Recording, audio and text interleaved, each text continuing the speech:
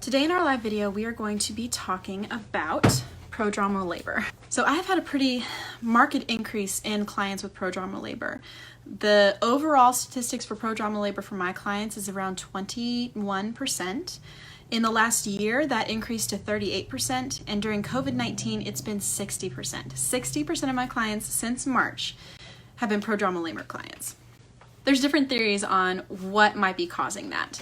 And I have heard midwives say that it could be related to less activity during, all the lockdown and everything. And so we're not, keeping as mobile as we're supposed to be being.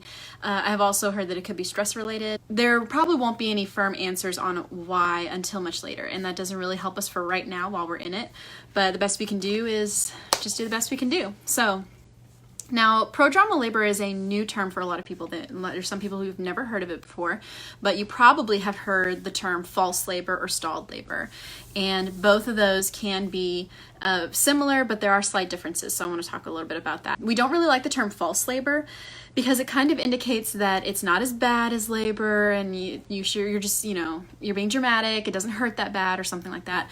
Or even worse, like, oh, you think this is bad, this is false labor, wait till you feel real labor. And that's not very helpful. And it's not exactly true either. Prodromal labor is labor that feels and is intense like active labor, but it's not causing cervical change. So that can be very discouraging when you hear it at first, but it is my belief that there is no form of labor is a waste of time. Even Braxton Hicks, even though they aren't causing cervical change, they are exercising your uterus, they are hugging your baby, they're doing little things that are very important. And even though it's not getting us exactly what we want, it's getting us one step closer. So that's why I try to lean away from false labor, because it's very discouraging. And I hope that the more we use the term prodromal labor, the more commonplace it will be and the more we will truly understand it and be more considerate to people experiencing it especially. A labor that is long can be caused by a set amount of issues. And a labor that is extremely painful can be caused by a set amount of issues. And there's some overlap there, but different techniques can be used for different things to correct those issues. I cannot brag enough about spinning babies. Y'all, you need to check out all of those resources. And the amazing thing is that she has, she does teachings and she sells books and all this different stuff. But on top of it, she has a ton of absolutely free resources on her website. And bare minimum, I always send my clients there because it is just so valuable. Even if your pregnancy and your labor is completely vanilla and there's nothing extra to be doing, then it is still valuable and extremely helpful for any situation you're in. So definitely check out Spinning Babies. And there's no way I could possibly sum up this woman's work, and I'm not even going to try, especially since this is going to be turned into a podcast later, and I know that people listening to that podcast won't be able to see things that I'm doing. So I'm more going to talk about it in general terms and just encourage you, if you want then to go seek out those resources later on their website, spinningbabies.com. Just to summarize, they break up their advice into different kinds of labor. There's a page called What Happens When in Labor. And they break out all sorts of different labor patterns, and different labor patterns mean different things. And so there's just a plethora of information and resources. But my focus for prodromal labor issues was on labors that are long and labors that are painful and dealing with those issues. Now, first of all, I just want to re-emphasize what Gail Tully says in Spinning Babies, is that some mothers, some babies need long labors, and that is okay. It sucks, not gonna lie, it sucks. But recognizing that that is just your process and accepting that to some degree might be the most peaceful thing you can do for yourself. Now, this doesn't mean that you can't try techniques to help change your labor and, to speed along, but recognize that those are things that can possibly benefit you, but also being in your labor and accepting it as it is can also have value. And you are not a failure as a mother because you didn't labor fast enough or something like that. This is not a problem with your body. This is a pattern. This is a journey that your body is going on, and that's perfectly fine. So just keep that in mind whenever you're looking for any techniques to change things in your pregnancy. Just recognize that You're not trying to change you or your baby. You're just trying to make small adjustments. So I'm just going to list off a couple of techniques that you should check out, especially if you're having a long labor. Spinning Babies talks a lot about rebozo jiggling, which if you don't know what that is, it's a lot of fun. Standing sacral release, forward leaning inversion, and side lying release. Now I personally use side lying release all the time, almost with every client these days, especially my prodromal clients. And it is a good way to ease some tension in certain areas of your body that might be holding you back from being thrown into that active labor. So be sure and check all of those out. Again, spinningbabies.com. It's like, okay, so now we know what prodromal labor is, but how do you, in real talk, how do you survive it? Because prodromal labor can last anywhere from hours to weeks. So how do you cope with the day-to-day when you're one of those moms who's just constantly in labor, but the baby's not coming? And I have a few simple tips, and I actually have a graphic for this on my labor and birth resources on my website. First of all, accept that it is real, accept that it is a part of your journey, and recognize that the pain that you're feeling is reflective of active labor. It is very, very similar to active labor, and you shouldn't be saying, well, I can, if it's not real labor, then I should just be able to do everything that I would normally do and just forget about it. That's not the case. It is a part of the journey, and you have to be patient through it and walk it through its paces. Rest when you can. 100% rest when you can. Take all of the naps. And especially rest times of days when you would normally rest, like at night or middle of the day when you might take a nap. Use those times to rejuvenate yourself, because you do not know how long the prodromal labor will last. Even if it was active labor, you still don't know how long it would last. So you need to be patient and remember that the needs for your body to run this marathon do not change just because you're in labor or just because you're in prodromal labor. You still need nourishment, you still need rest, you still need water, and you still need to have your mind and your heart and your soul engaged. Those needs do not disappear when labor starts. Remember that warm baths, water in general, but especially warm baths, can be very soothing, and take as many of them as you want. Do back-to-back warm baths, whatever it takes to ease your tension and to keep yourself calm, and it will really help with those sore muscles and take the edge off those contractions. Remember that distraction can also be a valuable tool. Turn on a TV show, read a book, listen to some music, play a board game with your family, anything that can pull your mind away. And you're gonna have to take a few minutes every so often to work through a difficult contraction, and that's perfectly fine. Just let your family know that you're going through its paces and it is what it is. Remember that massage is also a very good tool. Rub every single part of your body, like just all of it. Go get a professional massage, especially if you can, just ease those muscles. And remember that even though baby is not coming yet, that you are still working, and you're working hard, and you deserve to be rejuvenated. Try some yoga. Gentle stretching can really help loosen up sore muscles, and there's a lot of different positions that you can do. Spinning Babies has some, and just remember not to overdo it. Like, you're not going to be doing fancy yoga, okay? We're talking simple stuff like cat and cow and just things that can generally loosen up your muscles and your joints. And also keep your pelvic floor mobile. Reposition yourself. If you've been in a certain position for a while and the contractions are keeping you from being able to rest or relax, change positions. There might be another position that works better, and listening to your body in those ways is a good way to help understand what your body needs from you. If you've tried this position and it doesn't work, and then you get into another one and you feel more comfortable, it's probably because that's what your body needed. Get moving. When you're not resting, stay as mobile as you can. Gentle walking, again, yoga is a good one.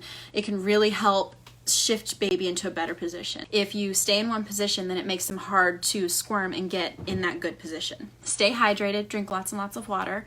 You're going to pee a lot anyway, so keep eating because you need that nourishment. And Spinning Babies suggests doing high carbs because you need that energy and those boosts to get through those extra contractions and everything. Focus on your breathing. And this does not mean you have to do a specific breathing routine. I don't really advocate for that so much as you do conscious breathing. Conscious breathing is more important than which breathing technique you use. Just do more than just like the regular breathing you do throughout. And with anything, with active labor or prodromal labor, as you feel the contraction build, I encourage you to take a deep breath. Just and just let that oxygen wash over that contraction as it comes. And it is also a good way to signal everybody else in the room, hey, I'm having a contraction. And then we'll give you some peace and maybe stop chatting with you so you can go through that contraction. Also consider doing red raspberry leaf tea. It's really great. And even if you don't like it, you can do a super strong brew in a shot glass, like with a bunch of extra hot water, and then let it steep for a while and then do a shot. I would mix it with different drinks because I didn't really like the flavor of red raspberry leaf tea, so I would just mix it with other stuff, like mix it with regular tea, or even if you wanted to add some Sprite to make it a little fizzy, something like that. Whatever it takes to get it in. Now, one thing that I have seen with my prodromal labor mamas is that especially the longer it goes, you just want it to be over. You just want to do anything you can to get into that active labor, and you're willing. You're just you have all the oomph. I will get into whatever position. I will do whatever the midwives tell me to get it over with. More often than not, especially if this is happening in the evening, I have seen that rest does more work than any of those position changes ever could, because sometimes prodromal labor is brought on by exhaustion because your body doesn't have the energy to get the oomph to get it exactly where it needs to be. So, and I think that we've kind of gotten stuck in this mindset that, oh, I'm in labor, I have to walk. I have to walk because that's what I'm supposed to do. I have to walk. And yes, that is good. Mobility is good. Walking is good. Lunges are good. All of that is good. But I think that in our effort to say, hey, you need to get up, you need to get moving, we're also taking the power away from rest and rejuvenation. And I definitely encourage you to, no matter what point you're at, first thing you do is rest. After you've rested for an hour, get up and try a position change and do something else. And then when you've tried that and things are still where they are, rest again. Just alternate resting with different techniques until you get there. And I want to re-emphasize that the needs that your body have do not change in labor or prodromal labor. You still need to be nourished. You still need to drink.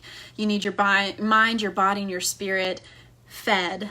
You need all of these things, even when you're in labor. Now, the next thing is, what about that prodromal labor or active labor that keeps starting and stopping? It's oh, it'll be this way for a while, or it's this way when I do certain things. Like I had a client who was contracting when she stood up and walked around, but the second she sat down, they went to nothing.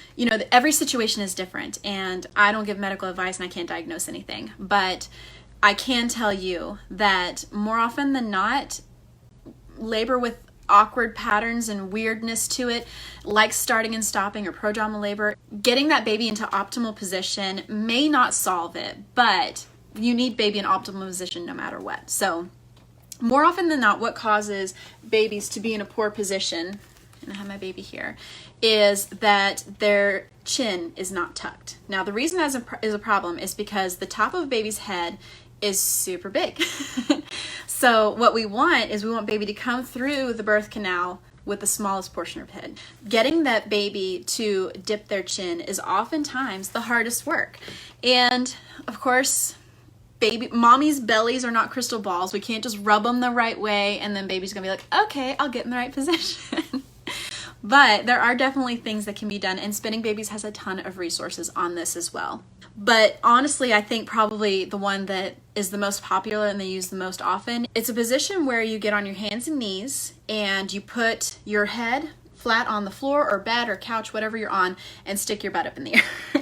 And what this does is it helps gravity pull baby back a little bit to give baby the wiggle room that they need, because sometimes they get a little bit too far into that pelvis and then they don't have the room to wiggle around and move like they need to. So recognize that you and your baby, you're working on the same team. And I think that sometimes some of our language makes it sound like we're working against baby and we're working against labor. Like, oh, we got to make it do this. We got to, it's not cooperating and we have to make it do this. But we're working together as a team. The labor, the baby, the mom, all on the same side. We all want the same end results. But the emotional toll of just constantly, I could be going into labor any second, this baby could come out any second, or it could last forever. Like, that's emotionally exhausting, and it wears you out. And that's why I strongly emphasize the accepting that this is hard. This is what I'm going through. It is real. I'm not exaggerating it. Just because I am still only 2 centimeters does not mean that I am,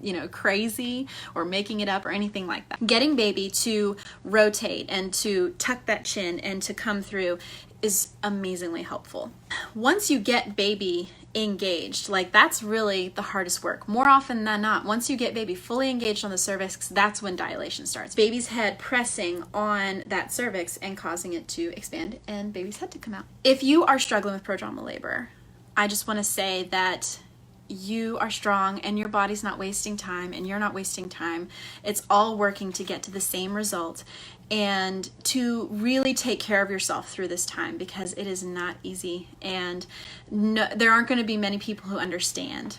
And especially even if you've never had prodromal labor or you aren't having prodromal labor, during the season of COVID-19, there has been an increase in it. And in fact, I was listening to a podcast episode where Gail Tully of Spinning Babies was interviewed, and she said that overall, she has noticed an increase in prodromal labor from the time she started her work in the 80s. So there is something that is happening with our mindset, with our bodies, with something that is in our society, in our world, in our families, is making a difference, and it's causing a shift. And who knows what that could possibly be? There's a variety of different factors.